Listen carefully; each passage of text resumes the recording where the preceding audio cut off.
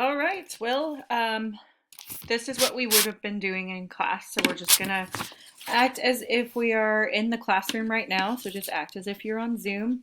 You need your notes out, you need your binder out. We're going to go through notes pages 182 to 185, and then we're gonna work on some problems. All right, so you already took your quiz. We are going to go to page 182 and continue on with what we were working on before. Now, the fruit fly lab, the fruit fly lab is something that we typically would have finished and we'd have a really good outcome by the time we left for a winter break. But the problem is that the breeding was really slow and we're not going to get the F2 generation until we're actually in break. So for the fruit fly lab, we are just going to work with what we have, and I'm just going to have to give you data on that, and you're still going to work with your group on it. So we will do that. Just kind of stay tuned, and I'll let you know whenever I need to give you that information.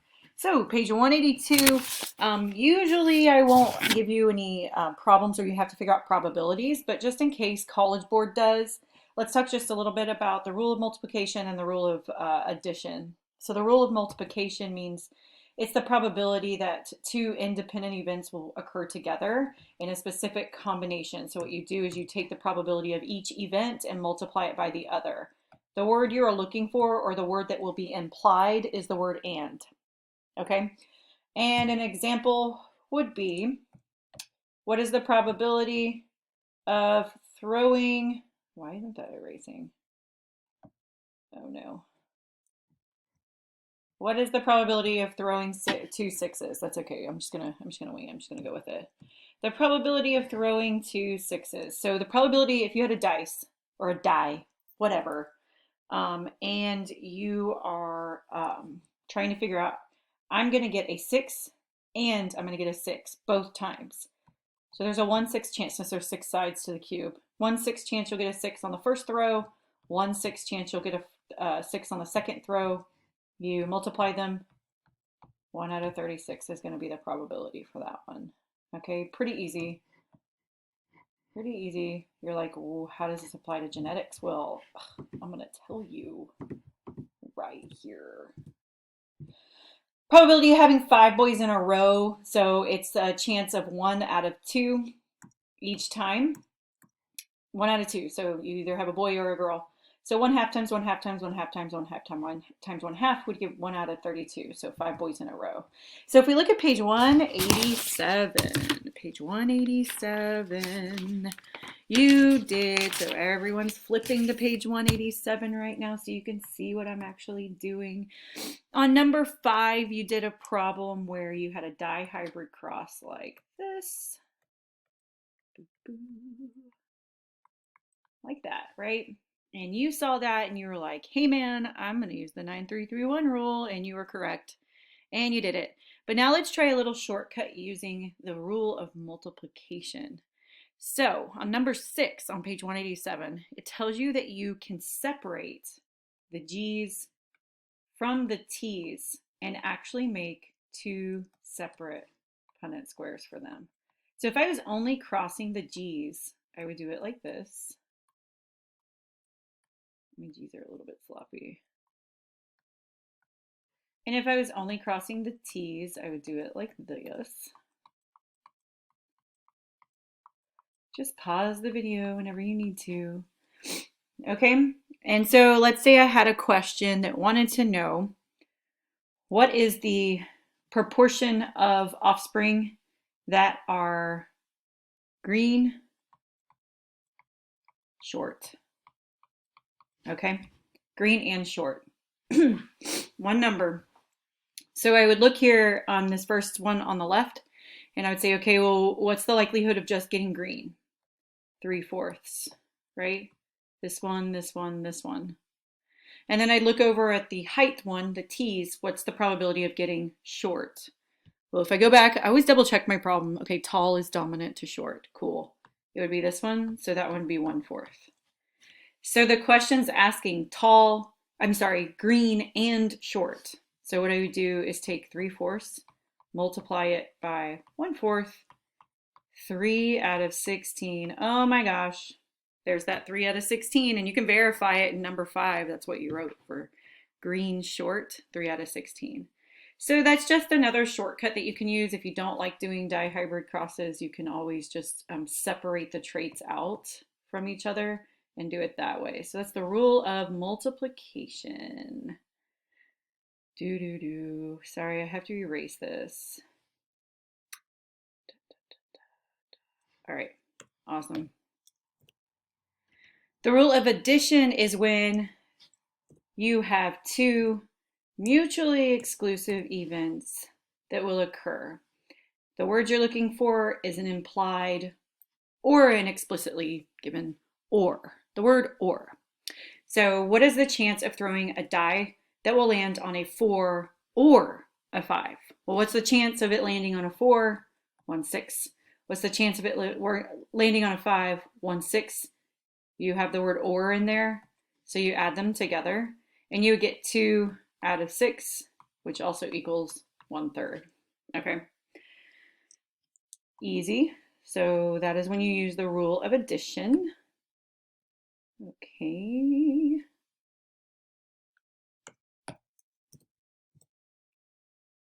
Here's how it can apply to genetics. What is the probability of getting offspring that are green tall or green short? So if we look at page 187, number 5, what's the probability of getting green tall?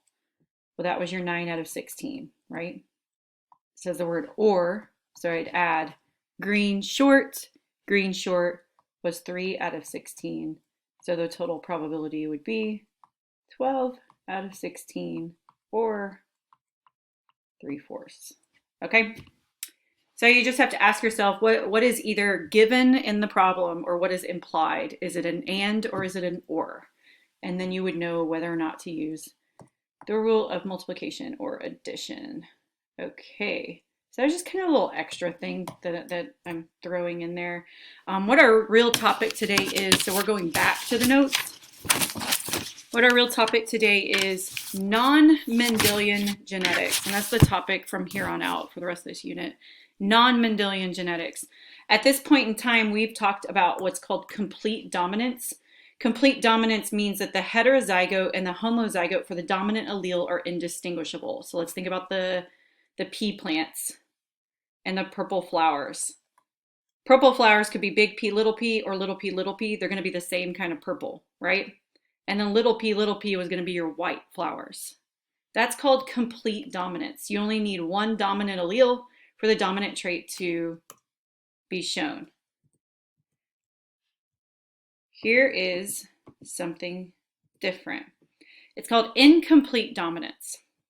Incomplete dominance means that the heterozygote or the hybrid, it's a word called hybrid, between the two parents is an in-between appearance. And so our classic example for incomplete dominance is you take a red flower, you cross it by a white flower, you get all pink flowers. And on page 182, you see a picture of that. So I'm going to work this out using the letters that I prefer. So if you have a red flower and you're crossing it by a white flower, I just do big R for my red. I cross it by a WW for my white flower. And if I did a Punnett square for that, sometimes I like to put my letters before drawing my box. I just like to live on the edge like that. If I did my Punnett square, my result is RW. All RW, 100% RW, which means 100% pink. It's an in-between.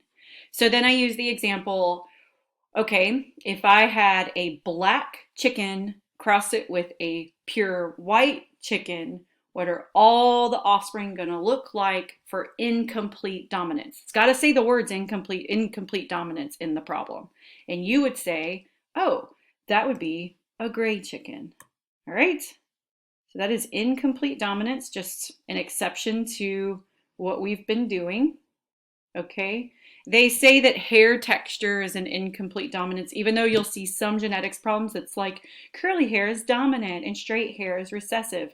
Well, it's more of a curly hair is dominant, straight hair is sort of, I get, no, it wouldn't even be like that, recessive. If you have a gene, an allele for curly hair and an allele for straight hair, you'd end up with wavy hair. That's how it is, in case you're wondering, in humans. Okay, so then we take our two pink flowers from our F1 generation. We want to make an F2 generation. So I have a pink, cross it by a pink. This is what the picture is showing you on page 182, in case you're wondering where I'm getting this from. What do I end up with? This is what's going to be different than what you saw before in your F2 generation. 25% are big R, red. 50% are big R, big W, pink. And then 25% are big W, well, I don't even need to say big, just WW, which is white. All right? So the difference is the hybrid is an in-between appearance. Okay, that's incomplete dominance. One more problem, just to be sure. Just to be sure. Okay. A red flower is crossed with a pink flower. What percent of the offspring will be white? First of all, you need to write the letters. A red flower crossed with a pink flower. What percent will be white?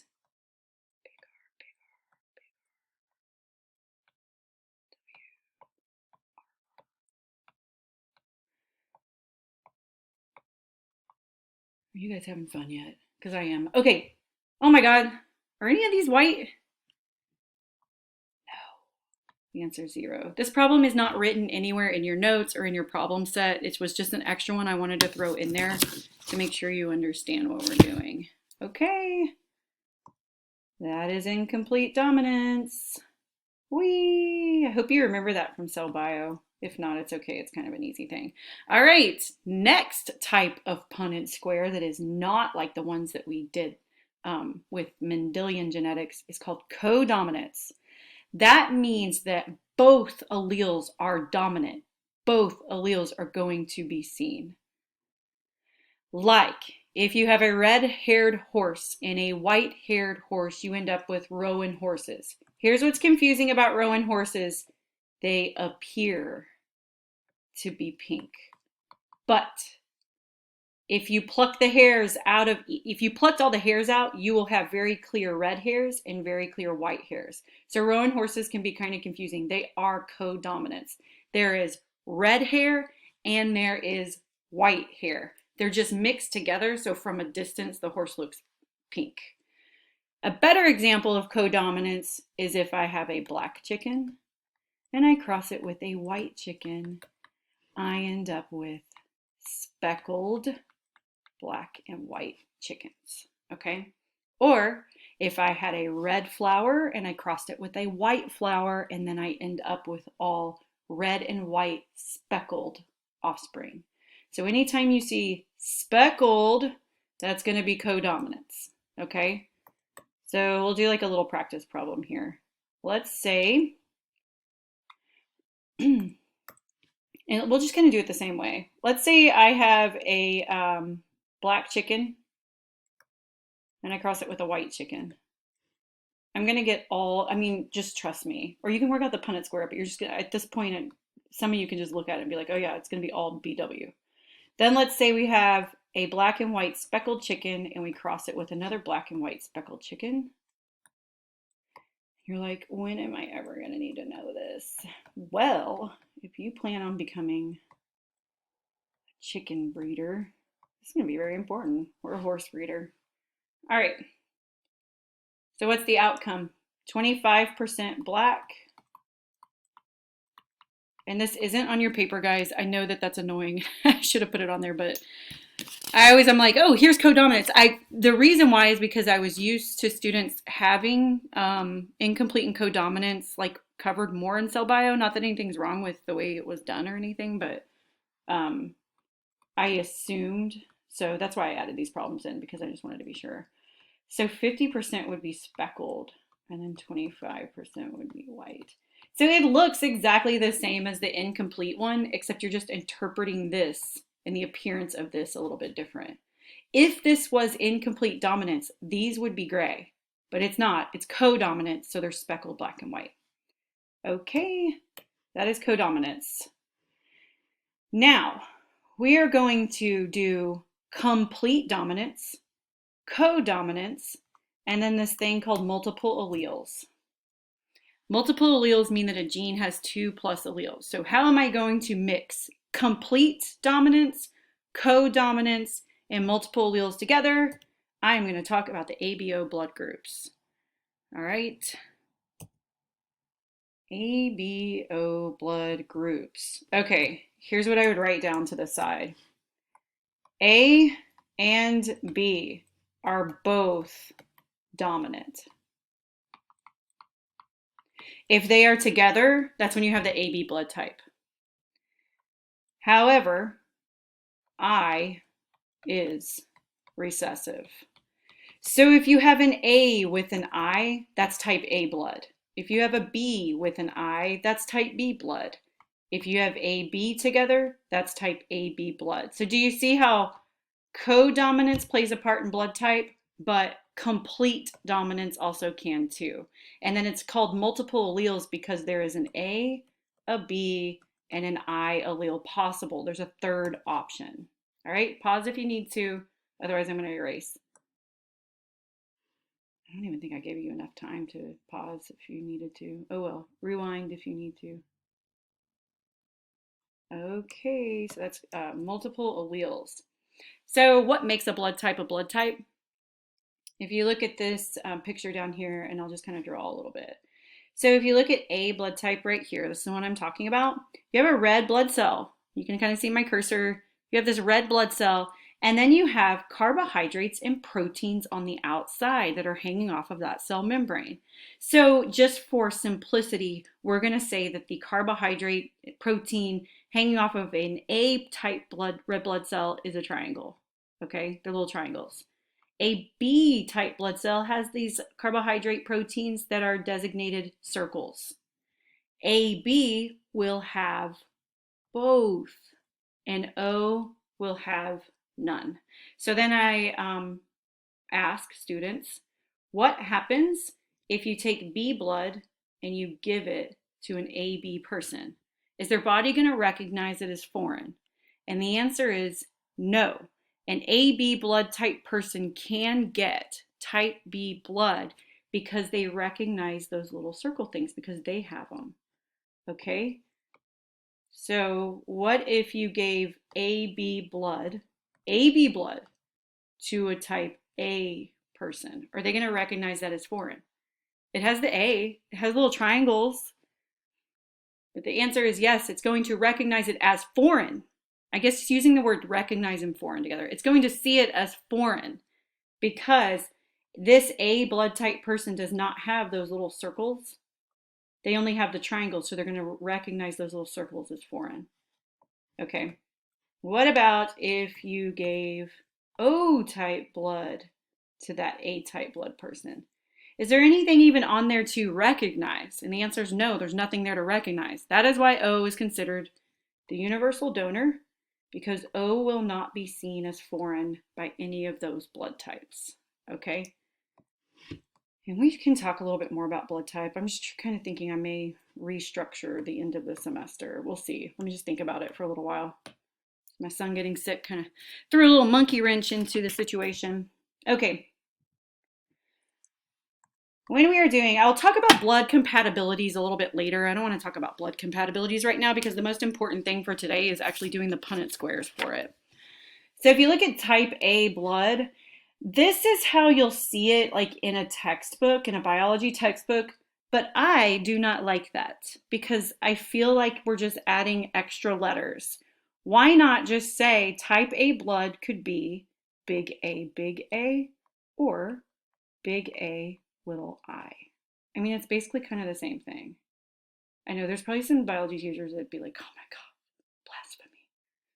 Whatever. I don't care. My students do good on the AP exam, so This must not be hurting them too much. Okay, type B, let's just do BB or BI. Same thing. AB, let's just write AB. And then type O, I like the way they do that. Let's just do little I, little I. Or I mean, if you really want to, you could even do an O for that. But I like the little I because, oh, it's so little and it looks so like weak, like a little recessive allele. That's why I like seeing the I there because I see a big A and a little teeny tiny I, and I'm like, oh yeah, that's definitely A type blood because that little I just ain't got nothing on that big A, right? So write those down because when I work problems, I'm going to do it this way. Okay, I'm going to use that designation for each one. Pause if you need to. I'm going to erase.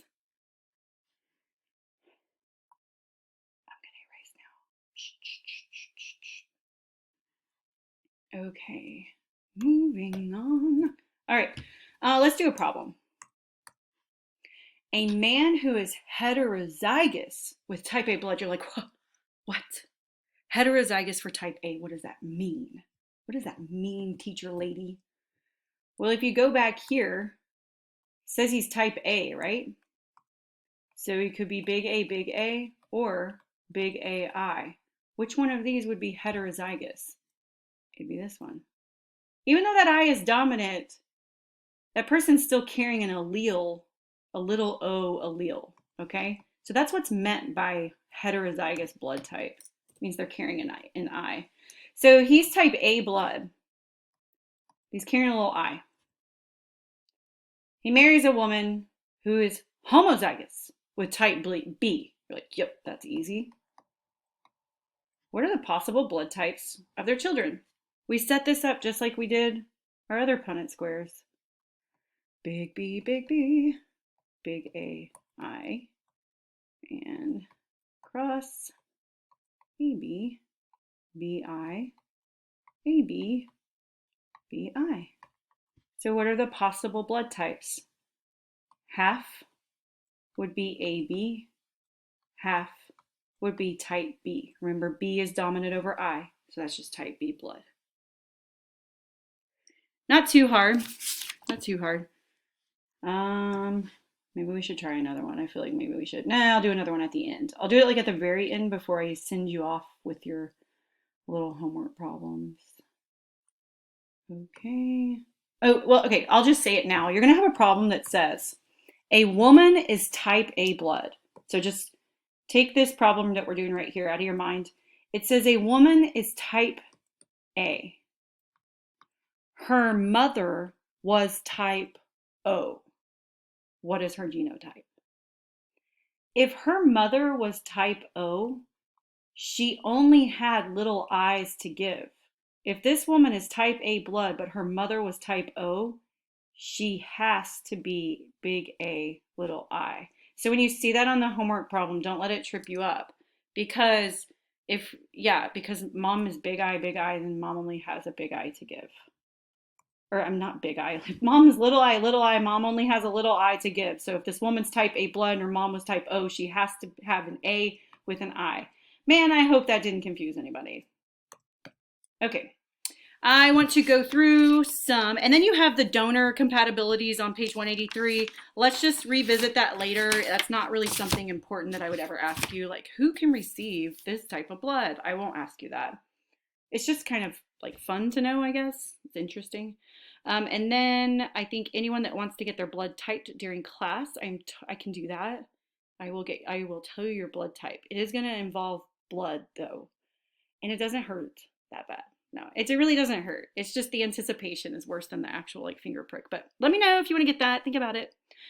I'm on page 184. I just want to go over a few vocabulary terms with you before I close out this video and you work some problems on your own. This is just kind of going through all of the words that we have talked about so far, and then new words.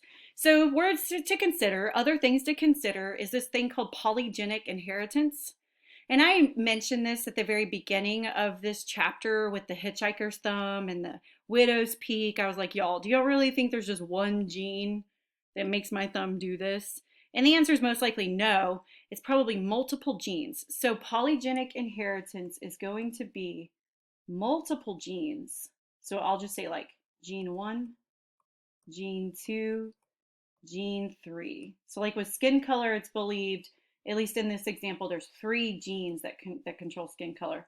They are all going to result in one trait. Okay? And then our classic example is skin color and height. All right, so multiple genes affect one trait. That is polygenic inheritance. All right, and it is thought, even though polygenic inheritance, multiple genes affect one trait, it is believed or it is known that the genes that affect skin color, the more dominant versions of the allele that you have, the darker the skin, the more recessive the alleles you have, the lighter the skin. And so this is a result, and when we talk about natural selection and evolution, we'll talk about skin color and how skin color is just a result of natural selection and just has to do with climate and protection. So a person with darker colored skin would be more protected against UV radiation. All right. So we'll talk about that whenever we do natural selection. All right. Sorry, I lost my annotation thing. Okay, so polygenic inheritance, and you don't need to know this picture or anything, just so you can see, oh, cool, there's multiple genes that affect one trait. The more dominant the trait, the darker the skin color, the more recessive, the lighter. Awesome. Cool. So let's just kind of go through a few more vocab words. Complete dominance. We already did that. That was Mendelian genetics, and the purple flowers are your example. Incomplete dominance. It means the hybrid is going to show an in-between trait. So classic example, red flour mixed with bred with white flour is going to yield pink offspring. Okay. Codominance. I would also like to urge you to just put another example would be the speckled chicken. That's a speckled chicken. Speckled chicken, but with codominance, if you really want to know what we are worried about or what the medical field is more worried about, that would be blood type. So the AB blood type is an example of codominance also. Okay, and then we did some problems on that, so I'm going to erase speckled chicken right here. Multiple alleles, same thing, except now it's taking into consideration not the codominance of blood typing, but that there's 3 different alleles possible. Okay, and then new word, pleiotropy. Pleiotropy is, you can almost think of it as like the opposite of polygenic if you're drawing a little diagram. So I draw the diagram that looks like this. One gene affects multiple traits. 1 trait, 2 trait, 3 trait. And then I'm just going to go ahead and give you a little shortcut and a little hint. Anytime I mention pleiotropy, I'm always going to be talking about a disease, a genetic disease. Because think about it, sickle cell is one change in one amino acid that is associated with hemoglobin, right? That one gene is going to cause things like sickled shape of red blood cells, poor circulation, lack of oxygen, exhaustion, cardiovascular issues, and the list goes on and on. So one gene affects multiple traits, energy level, cardiovascular health, stuff like that. Okay, pleiotropy. So that's kind of your trick, your shortcut. If I mention a genetic disease and I talk about the side effects, or not the side effects, the symptoms of the disease, you're going to pick pleiotropy. And then polygenic, so we're going to skip epistasis and then I'll go right back to it. Polygenic inheritance, I already said that. See, what page is it? See page 183, because we already talked. No. I'm lying about that. Not see page 183. Just kidding. I'm sorry, probably not going to edit this. My bad. Polygenic inheritance is on the same page. I just hadn't shown you a picture of it yet. Here is the picture. Why did I mention polygenic inheritance at the top of this page and then go back at the bottom? Man, I don't know. Maybe it's because it's that important. But polygenic inheritance, I will say, see top of page. So it just means that multiple genes are going to affect one trait, right? And then epistasis. I love epistasis. I think it's so cool because everybody loves a Labrador retriever. If you don't, you're crazy. Just kidding. Labrador retrievers can be black, brown, or yellow. And then I always have the person that raises their hand. They're like, what about the gray or the silver ones? And then I would go and do my research on that, which I did. And I would find out that a gray or silver lab is not considered by the Kennel Club or whatever. It's not considered a purebred lab. So for our purposes, purebred, real, for really real purebred labs, they can only be black, brown, or yellow. All right. If the lab has a big B or big B, it's supposed to have black fur. If it's little b, it has brown fur. So brown is recessive. Black is dominant when it comes to Labrador Retriever fur color. Where do we get the yellow lab from? Well, there is a second gene. We'll just call it the E. It's like it's called the color deposition gene. The color cannot deposit unless this gene is also dominant. So if you have a big E or big E, you will get your color. But if you have a little e, no matter what your B's are up here, the lab is going to be yellow. Okay? So finish writing that down. Push pause if you need to. We're almost done with the notes. Okay. So then I'm about to erase, so push pause if you still need to write it. All right. So with that being said, I need you to tell me, what color is this lab? Yep, you're right. That's a black lab. It's dominant for fur color, black, and it's dominant for color depositing. So it's definitely black. What about this one? Is that one black? No, that one's going to be yellow. It has the genes, it has the genetic makeup to have black fur, but it does not have a dominant for that second gene, so the color doesn't get deposited. All right, one more. And y'all, these are actually over here on this like dihybrid cross we have over here. All right, what about that? Is that going to be a yellow lab? It's got those two little B's. You're like, no, that's going to be brown. Little b is for brown fur, and it's dominant for the depositing of the color. What about this one? Yep, that one's going to be yellow. Okay, that's called epistasis. The expression of one gene is dependent on whether a second gene is dominant or recessive. And it can happen in rabbits too. All right. Okay, another thing to consider is that genetics may not have really that much of a impact on what is physically seen. So nature and nurture. This means it's not nature or nurture, it's not nature versus nurture, it's nature and nurture, both genetic and environment influence the phenotype. And the classic example, you need to write the example down underneath this. Hydrangea flowers will vary in the shade and intensity of their color depending on the acidity and aluminum content of the soil. So they might have the genetic makeup to be pink, but if the aluminum content and the pH of the soil is a certain level, they will show blue. So this is just an example of nature and nurture. And we know that that happens in humans too. And so a lot of that is, what could that be? The genetic code's not getting changed. Could that be some kind of epigenetic thing happening? Some methylation and acetylation of DNA? Yeah, it is. All right, I'm turning to the next page, just introducing one other thing that we are going to go back to a little bit later. These are called pedigrees. A pedigree is a diagram that shows the relationship between parents and offspring across multiple generations. A woman is going to be represented by a circle, and a man is going to be represented by a square. And if the trait is expressed, that circle or square will be shaded. Okay? So if you look at this pedigree right here, old George is considered a male, Arlene is a female, And whatever trait, we don't know what trait this thing's talking about. It didn't tell us.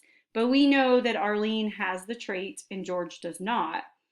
We also know that half of Arlene and George's children show the traits.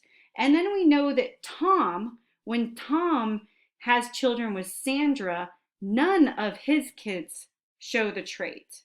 But then when we look over here with Anne and Michael, we can see that their offspring actually shows the trait. So the question I would ask you, and I'm getting a little ahead of it here, is this trait dominant or recessive? Dun, dun, dun. Guess. Is this trait dominant or recessive? Totally getting ahead of us here, but that's okay. This trait is recessive, and we know that because it skips a generation. The only way that a trait can skip a generation is if it's recessive. And then we can actually go ahead and fill all of these in. So the only way that George and Arlene will have children that have the trait is if he was heterozygous to begin with. Okay, and so then the only way Anne and Michael can have Carla is if they're both a heterozygous. If you're confused right now, that's okay. We're going to actually do a lot of practice on this, but I just wanted to kind of give you a little preview of what we'll be doing with it. Some students it's like solving a puzzle. Some students really hate it, but I think it's cool. This is how we're going to do it. Don't get caught up in it right now. I just want you to know the definition of a pedigree, that a woman's a circle, a man's a square, and if a trait is expressed, it's shaded. All right, genetic disorders. I'm going to talk a little bit more about genetic disorders next week, but just to give you a little preview, here are autosomal recessive genetic disorders, meaning they have to have 2 recessive alleles. Cystic fibrosis is a disease of the lungs. Tay-Sachs, I've mentioned Tay-Sachs before. You might not remember. It is an inability to digest lipids, basically, and lipids build up in the brain. Sickle cell, we've talked a lot about that. You already know what that is. Phenylketonuria is just the inability to break down an amino acid, and then it'll build up in the brain too. So these are all autosomal recessive. This means that both parents have to contribute a recessive allele. So both parents have to contribute.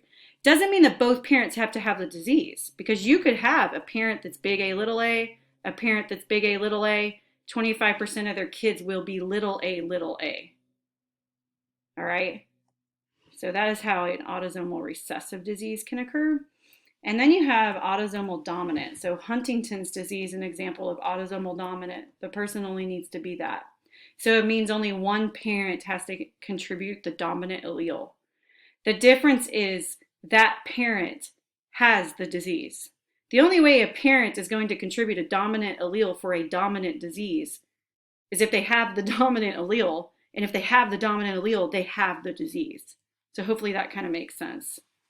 For a dominant disorder, you only have to have one. It has to come from one parent, and that parent has the disease if it's dominant. So with a recessive disorder, one of your parents could be carrying the recessive gene but not necessarily have the disorder. So how can genetic diseases be diagnosed while a woman is pregnant? You've already seen the word amniocentesis, and you've already defined that. So you can kind of see it clearly in this picture. The needle is put into the amniotic fluid, pull out the amniotic fluid, which has some of the baby's or fetus's cells, and then do genetic analysis in a karyotype and, all the other things with that baby's cells, with one of the cells. Okay, that's an amniocentesis. The other type of diagnostic procedure is called, and you're going to need to write this down because it's not written above those pictures. There's a transcervical chorionic villus sampling. It says transcervical, but you need to write chorionic villus sampling. And then there's a transabdominal chorionic villus sampling. The transcervical one, they go through the vaginal canal. All right. So this, act like this is her. Okay, y'all can't see my cursor. This is her left leg right here. Okay, and then they basically chopped her right leg off, sort of. They did I can't explain. Students are like, what am I looking at?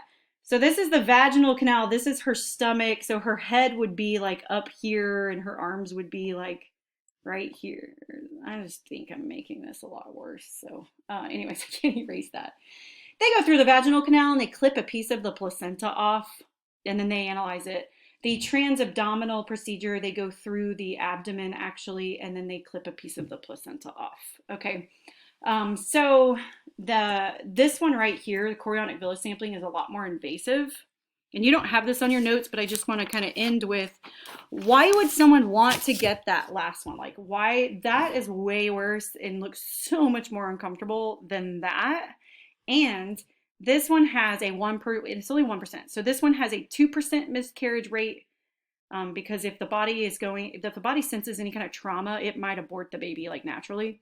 This one has a 3% miscarriage rate, but it's still 1% higher. I mean, when you're pregnant, I mean, that's still a big deal. Why do some women opt for a chorionic villus sampling? Is this reason right here. Chorionic villus sampling can be done at 8 to 10 weeks pregnant, while an amniocentesis can only be done at 14 to 16 weeks. Amniocentesis takes several weeks. Chorionic villus sampling takes several hours. So basically you can get a chorionic villus sampling or a CVS, like the pharmacy. You can get it done sooner and you get the results faster, and this kind of plays into if a woman has a fetus with a genetic disorder. This one, she is within the time frame to make a decision to terminate the pregnancy. This one, she is not. So that's why some women will opt for the chorionic villus sampling, even though it's a little bit more risky and more uncomfortable. All right. Whew. This is a long one. So what do I need you to do next? What I need you to do next. I'm going to be so nice. I just want you to do 4 problems. That's all, just 4 problems. Page 188. So pay attention here. Page 188 to 189, I want you to do numbers 1, 3, 6, and 9. 1, 3, 6, and 9. Get them turned into teams by the next time I see you. And then we'll just kind of continue on with all of this the best that we can. Okay, I'm pretty sure that's all I have for you. I will see you guys later.